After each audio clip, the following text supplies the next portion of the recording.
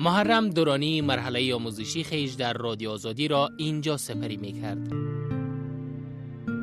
قرار بود در 15 ماه می او رسما به عنوان تهیه کننده برنامه زنان در رادیو آزادی مقرر شود، اما حمله انتحاری صبح دوشنبه او را از این امیدش باز داشت. محرم دورانی محصل سال سوم پاهنزه شرعیات پوهنتون کابل بود.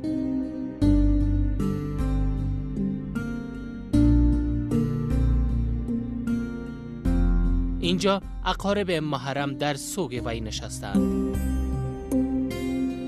برادر باز میام خیره بغل میکرد، ناز میداد، حال نازی از اون پدر دورانی میگوید محرم خود را پسر وی خطاب میکرد و میگفت پدر تو نگران نباش، من هستم.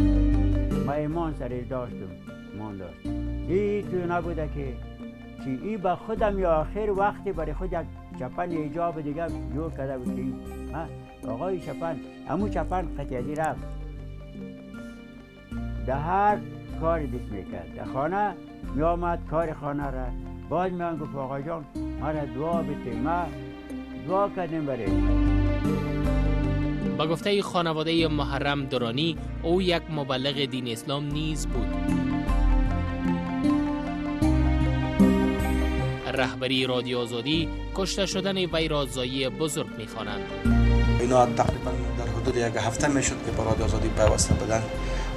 بسیار مدت کمی با اینا تجربه کاری داشتیم. البته پیش از استخدام از اونا مصاحبه با اونا داشتیم.